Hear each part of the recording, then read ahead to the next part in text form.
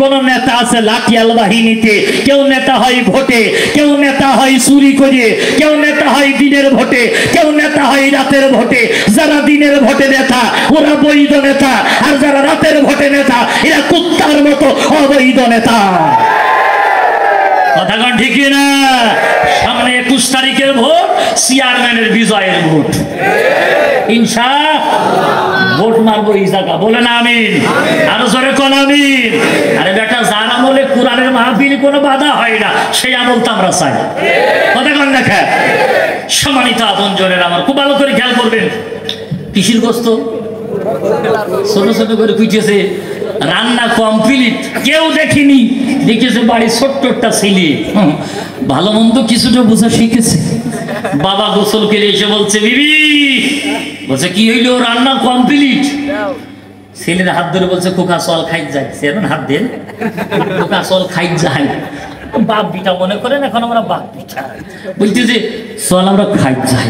ছেলে বলছে না বাবা, ও আমি খাবো না। বাপ বলতে বলি হয় 10টা না 5টা না একটা মাত্র ছেলে আমার, তুমি তোমার তুই কি খাই দেয়? খাই 9 মাস করে গরু গোস্ত কিনেছি। তাই বলতে আব্বা আমার পেটের সমস্যা, আমি খাবো না। বাবা ওই তোরম বলার কাম না, একসাথে খাবো গোস্ত। ছেলে নিরুপায় বিছানার উপরে বইয়েছে, প্লেট দিয়েছে, প্লেট নিয়েছে, ভাত বেরিয়েছে, গোস্তের মধ্যে দিয়ে চামচ ঢুকিয়েছে। ছেলে 2 হাত দেখে, আমি গরুর গোস্ত খাবো না। বলতে কে তুই এরকম অসৎ করতে খাইছি? চাইতে আব্বা আমার পেটের সমস্যাটা এই যে খাচ্ছি, রাত্রি খাবো আমি, তুমি খেয়ে নাও। ছেলে জানে না, জানে না? জোরে বলেন। ছেলে জানে, ছেলে খাইতেছ না। তো বাপ বলতে ঠিক আছে, ভালো ভালো গুলো তোর জন্য খেয়ে দিলাম। এবার বাপ পৃথিবীতে একমাত্র ব্যক্তি যিনি বাপ বিটা খাবার খেতে বসলে আলুগুলো বাবা নেয়, ভালো ভালো গোস্তগুলো একপাশে রেখে দেয়। ছেলে বলে, আব্বা, ও আব্বা তুমি গোস্ত নেও। বাবা তখন হাসে দিয়ে বলে, খোকা গোস্ত আমার আর ভালো লাগে না, আমার কাছে আলুই ভালো লাগে। এর নাম হলো বাপ। কথা বলেন ঠিকই না? এর নাম হলো পিতা।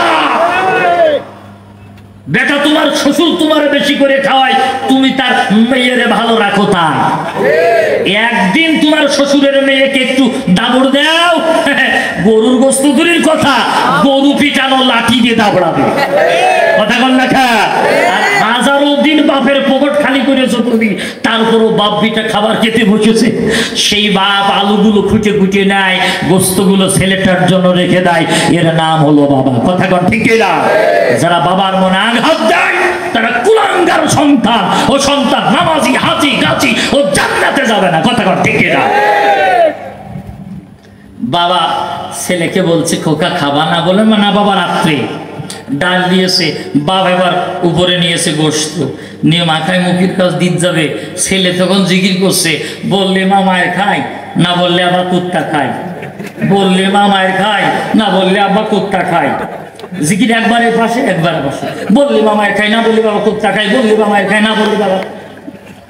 বাপ বলতে, খোকা এ জিকির কোনতে শিখি? কোন দরবারে জিকির? তাই তো আব্বা, এই জিকির আমার বাস্তব জিকির, আমার নিজের আবিষ্কার করা জিকির। তাই তো বাস্তব আবিষ্কার করা জিকির মানে ভালো করে খুলে বল। বলতে আব্বা আমি বলতে পারবো না। তুমি যে গোস্ত মুখির কাছে তুলে ধরেছে, গোস্ততে গরুর গোস্ত না। বলতে তুই চুপ কর, আমি আগে দেখে গিয়েছি। তাই তো আব্বা, আগে হলি কি হয়, আগে সব বিড়ালের পেটে, আমি কথা বলতে পারছি নে। ও আব্বা, বিড়াল সব গোস্ত খেয়ে গেল, মা কুকুরের বাইসা জবাই করে রান্না করে দিয়েছে। এ কথা বললি মার পিঠির চামড়া থাকবে না, এজন্য আব্বা আমি বলতে পারছি নে। বলছে না, বলে নাই? আচ্ছা বাবা যদি বিবেকবান হয়, বুঝতে কি বাকি আছে? বুঝতে বাকি আছে নাকি ভাই? বাবা তখন গোস্ত রেখে দিয়েছে, দিয়ে ছেলের মাকে খুঁজছে। আচ্ছা ভাই, ছেলের মার পিঠে যদি 2টা বাড়ি পড়ে, 2টা চর থাবড় পড়ে, তারপরও ছেলে হিসেবে দায়িত্ব, বাবাকে হারাম থেকে বাঁচানোর দায়িত্ব ছেলের আছে না নাই? জোরে বলেন, আছে না নাই?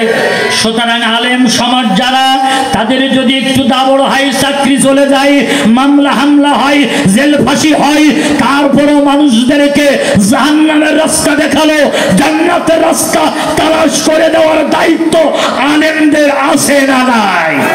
জোরে বলেন, আছে না নাই? আজকের আমার ওয়াজে যদি চেয়ারম্যান সাহেব বেজার হয়, আজকের আমার ওয়াজে যদি ইউনিয়ন চেয়ারম্যান বেজার হয়, ভাইস চেয়ারম্যান বেজার হয়, আমার যদি ডাবলু দেয়, আমার যদি মামলা দেয়, আমার যদি হামলা দেয়, তারপরেও এ জাতিকে জাহান্নামের রাস্তা চিনানোর দরকার আছে না নাই? বলেন আছে না নাই?